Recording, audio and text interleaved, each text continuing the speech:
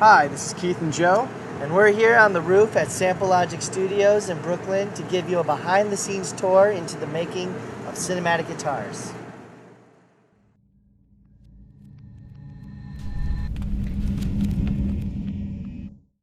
Hey, this is Steve Ouimette. I'm here in my studio and I wanted to show you a little insight on how I created some of the sounds for the guitars on cinematic guitars. I really wanted to think outside of the box. So I began using a variety of instruments, but playing them in non-traditional ways. So for instance, we've all seen the Jimmy Page bow technique, but I kind of wanted to take it one step farther. One of the instruments that I used was what's called a guitar viol, or a guitar viol, which is literally a 6-string fretted viol. It's a guitar that has an arched fingerboard and pickups to accommodate it, but you bow it while you fret it. So it's kind of a combination of both a guitar and, say, a violin or viola. Another thing that I really wanted to do was morph the sounds using a lot of electronic devices. So I was using a ton of different pedals. I used everything from vintage pedals to volume pedals and octaves and phasers and flangers. I like that sound that it imparts. And it wasn't necessarily just all done in the box. This was all done with different guitar amps, loud and soft.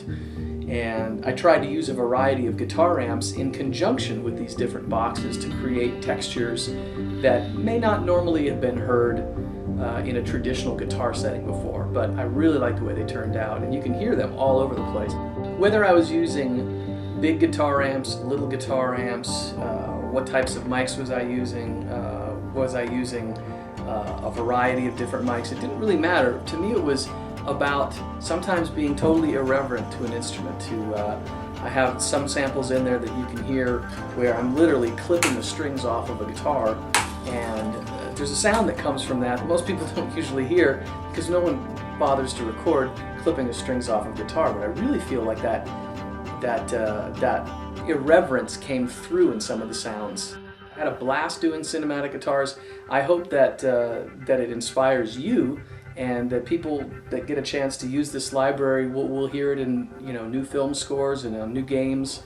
I certainly am going to be doing that myself. So thanks so much.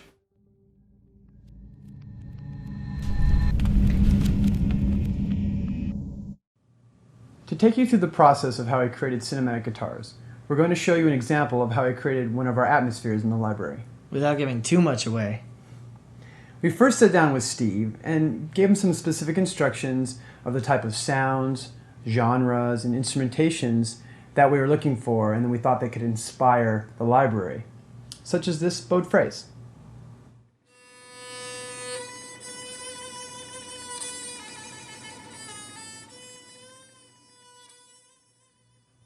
From there, we received a large recording session of raw material from Steve that we had to edit, mix, and then master.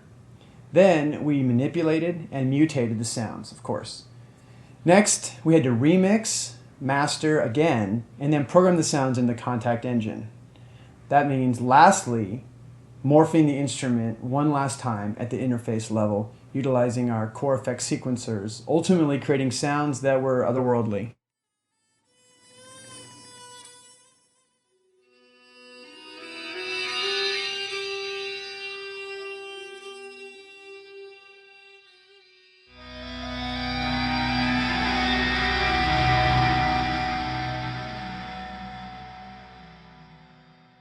Being a film composer whose main instrument is percussion, I'm always looking for ways to enhance my rhythms, enhance my patterns, do little subtle trickery and voodoo that really makes the drums come alive and makes the percussion really bright and full in my mixes.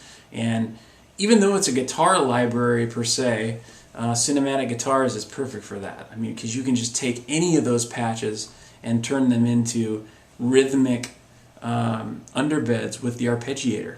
And the things that are in that interface really lend themselves to percussion.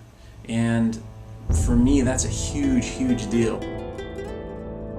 Well, the goal was to not create a traditional guitar sample library, really to take it into this sound design, morphed, soundscape, film cinematic world that really becomes organic and evocative for working with film and picture and moving image. So the creation process is very important to conceptualize creating these types of organic texture. Not only does it cater to the film, TV, and game composers, but the control and flexibility that we provide in the interface allows you to transform it into any genre of music creation, which is very flexible and desirable.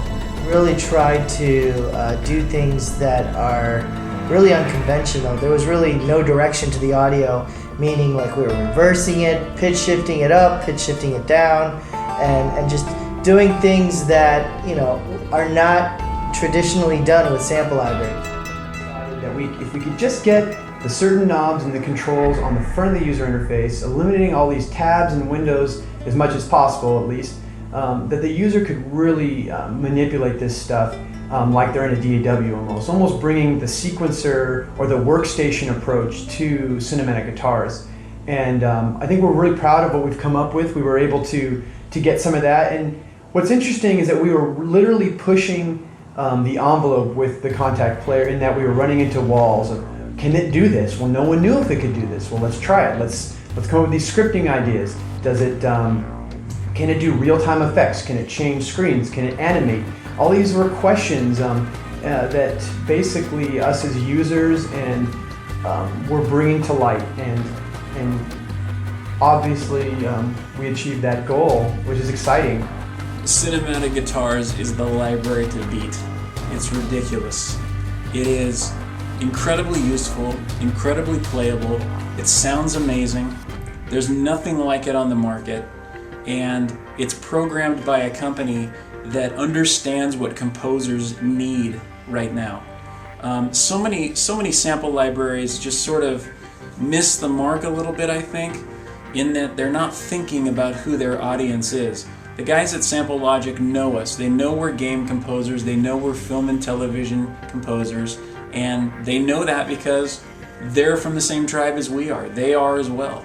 And so to have a company working with you to create sounds for you that really understands where you're going and can anticipate your every move almost, it's a unique situation, and I love that about them. They consistently produce libraries that really kick ass, and they don't miss.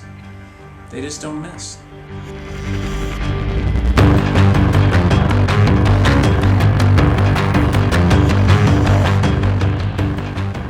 Most of the recording studios have a coffee machine or espresso machine, but here at Sample Logic Studios we have the fuel pump, which keeps us going throughout the day. Cheers!